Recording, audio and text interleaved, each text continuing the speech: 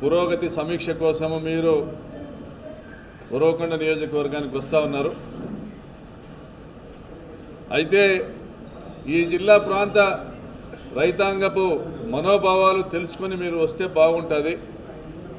ఈ జిల్లా ప్రాంత రైతాంగపు మనోభావాలు ఈ ప్రాంతంలో ఉన్నటువంటి రైతు సంఘాలు కానీ, కమ్యూనిస్టు సోదరులు కానీ, ఇతర ప్రజా సంఘాల మరియు రైతు సంఘాల యొక్క అభిప్రాయాలు మీరు తెలుసుకొని వస్తే బాగుంటుంది. వారి అభిప్రాయాలను గౌరవించే విధంగా మీరు నిర్ణయాలు తీసుకుంటే బాగుంటుంది. కానీ ఈ జిల్లాకు నష్టం కలిగించే విధంగా మీరు సాగునీటి రంగంలో ఈ జిల్లా భవిష్యత్తును ఆగమ గోచరం చేసే విధంగా మీరు చర్యలు తీసుకుని ఈరోజు వస్తూ ఉన్నారు. బహుశా మరి మీ దృష్టికి మా జిల్లాలోని 14 మంది, ఉమ్మడి జిల్లాలోని 14 మంది శాసనసభ్యులు, అందులో ఉన్నటువంటి 3 మంత్రులు మీ దృష్టికి తీసుకొచ్చినారో లేదో, హిందూపురం పార్లమెంటు పరిధిలో హంద్రీనీవా కాలువ కాంక్రీట్ లైనింగ్ పనులను రైతులు వ్యతిరేకిస్తూ ఉన్నారు, రైతు సంఘాలు వ్యతిరేకిస్తూ ఉన్నాయి, అన్ని రాజకీయ పార్టీలు వ్యతిరేకిస్తూ ఉన్నాయి. మరి ఇందులో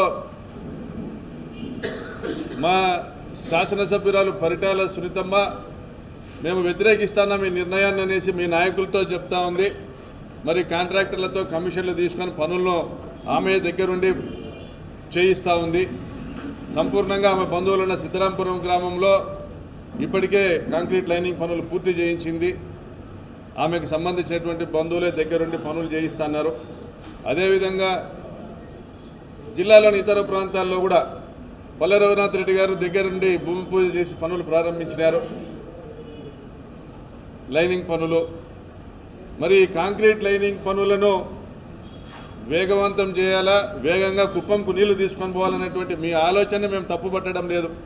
కుప్పంకు నీళ్లు తీసుకొని పోవాలనేటువంటి మీ ఆలోచన మేము తప్పుపట్టడం లేదు. కానీ మా శవాల మీద నీళ్లు తీసుకొని పోవాలా, మా రైతాంగపు ప్రయోజనాలను తుంగలో దొక్కి మీరు నీళ్లు తీసుకొని పోవాలా కుప్పంకి అనేదాన్ని మేము తప్పుపడతా ఉన్నాం. మీ ఆలోచన విధానాన్ని మార్చుకోండి. ఇది 40 టీఎంసీల హంద్రీనీవాగా మీరు కుదిస్తూ ఉన్నారు. మీ విధానాలు మార్చుకోమంటా ఉన్నా.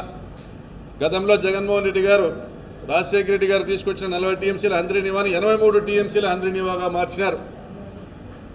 రాయలసీమ 4 జిల్లాలలో హంద్రీనీవా ఆయకట్టు గ్రామాలలో 40 టీఎంసీలను పారించే విధంగా రాజశేఖర రెడ్డి గారు హంద్రీనీవాని తీసుకొచ్చి దాదాపు 70-80% పనులు పూర్తి చేస్తే ఈ రోజుకు కూడా మీరు అధికారంలోకి వచ్చిన ప్రతిసారి కూడా హంద్రీనీవా కాలువ కాంట్రాక్టుల ద్వారా కమిషన్లను పారించేటువంటి కార్యక్రమం చేస్తున్నారు. కానీ నీళ్లు పారించేదానికి రైతుల పొలాలను బిల్లుగా మార్చినటువంటి గత మీ ప్రభుత్వాలు 2004 పూర్వం మీ ప్రభుత్వాలు చేసినటువంటి విధానాల నుండి బయటికి రావడంలో మీరు మరి పిల్ల కాలువల నిర్మాణం పూర్తి చేసి 6 లక్షల ఎకరాలకు సాగునీరు ఇచ్చిన తర్వాతనే లైనింగ్ చేసుకోవాలనేది కూడా హంద్రీనీవా ప్రాజెక్టు డిపిఆర్లో ప్రభుత్వం రూపొందించినటువంటి విషయం మీకు తెలియదా చంద్రబాబు నాయుడు గారు? మరి చిత్తూరు, కడప జిల్లాలకు గండికోట నుంచి గాలేరు నగరి ద్వారా 20 టీఎంసీల ప్రాజెక్టును తీసుకొని వచ్చి దాదాపుగా 1500 నుంచి 2000 కోట్ల రూపాయలు ఖర్చు పెట్టినారు మా ముఖ్యమంత్రి, అప్పటి ముఖ్యమంత్రి జగన్మోహన్ రెడ్డి గారు, మా నాయకులు. మరి కర్నూలు, అనంతపురం జిల్లాను దాటి నీళ్లు కడప, చిత్తూరు జిల్లాకు పోయేది సాధ్యంగా కనపడటం లేదనేసి ఆ ప్రాంత రైతుల ప్రయోజనాల దృష్టిలో ఉంచుకొని గండికోట నుండి గాలేరు నగరి కాలువను వెడల్పు చేస్తూ నేరుగా చిత్తూరు జిల్లాలోని హంద్రీనీవా బ్రాంచ్ కాలువకు కలుపుతూ మరి 2000 కోట్ల రూపాయల పనులు పూర్తి చేసినారు. మరి ఆ పనులు పూర్తి చేస్తే తొందరగా ఇంకా ఎక్కువ మోతాదులో చిత్తూరు జిల్లాకు నీళ్లు తీసుకొని పోవచ్చు, మీరు కుప్పంకు నీళ్లు తీసుకొని పోవచ్చు అని పదే చెప్తా వచ్చినాం. మీరు పెడచెవిన పెడతా ఉన్నారు. కారణాలు ఏమైనా మీరు అన్యాయం చేస్తూ ఉన్నారు. ఈరోజు మాకు గండికోట నుంచి 20 టీఎంసీలు మీరు కడప, చిత్తూరు జిల్లాలకు తీసుకొని వెళ్తే ఆ మేరకు ఆ 20 టీఎంసీలు అనంతపురం, కర్నూలు జిల్లాలకు మిగులుతాయి. అప్పుడు మాది 63 టీఎంసీల హంద్రీనీవా కేవలం అనంతపురం, కర్నూలు జిల్లాలకు పరిమితం అవుతుంది. 20 టీఎంసీల గండికోట నుంచి హంద్రీనీవా లింక్ కాలువ మీ కడప, చిత్తూరు జిల్లాలకు వర్తిస్తుంది అనేటువంటి ఒక ఘోష మీకు వినపడలేదా చంద్రబాబు నాయుడు గారు? మరి జగన్మోహన్ రెడ్డి గారు హంద్రీనీవా కాలువను వెడల్పు చేస్తూ దాని సామర్థ్యాన్ని 6300 క్యూసెక్కులకు పెంచే విధంగా కాంట్రాక్టు పనులను అప్పచెప్పారు. మరి అవి చేపట్టాల్సిన బాధ్యత మీకు లేదా చంద్రబాబు నాయుడు గారు?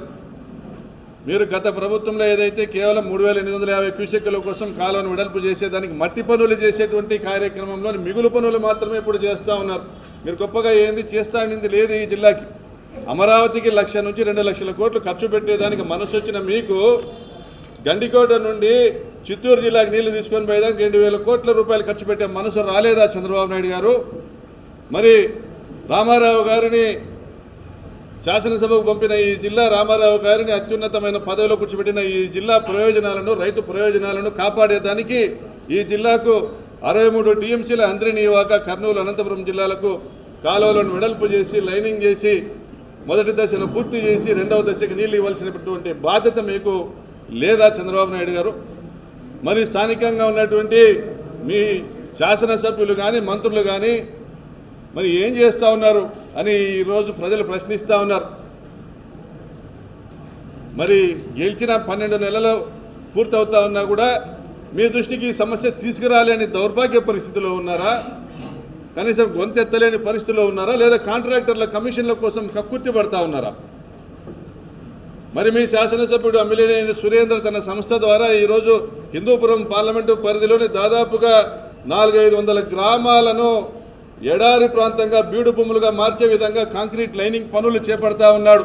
మరి మీ సురేంద్రకు తెలియదా? ఆయన నియోజకవర్గంలోని 114 చెరువులను నింపుతూ బీటీపీకి నీళ్లు ఇచ్చేటువంటి కాంట్రాక్టర్ ఆయన అయినప్పటికీ కూడా దానికి నిధులు తీసుకుని రాలేనటువంటి చవట దద్దమ్మ పరిస్థితిలో ఉన్నాడు ఆయన. మరి ఇవ్వలేనటువంటి దౌర్భాగ్య పరిస్థితిలో మీరున్నారా? రాయలసీమ ప్రయోజనాలు మీకు పట్టవా? కేవలం అమరావతికి మాత్రమే మీరు నిధులు కేటాయిస్తారా చంద్రబాబు నాయుడు గారు? అంటే మేము మనుషులము కాదా? మావి ప్రాణాలు కాదా? మా ప్రాంత రైతులు వ్యవసాయం వదిలి బెంగళూరుకో కేరళకో భిక్షాటనకు వెళ్ళాలని మీరు భావిస్తున్నారా చంద్రబాబు నాయుడు గారు? రేపు మీరు ఈ జిల్లా నుంచి ప్రకటన చేయాల్సిన అవసరం ఉందని డిమాండ్ చేస్తూ ఉన్నాం.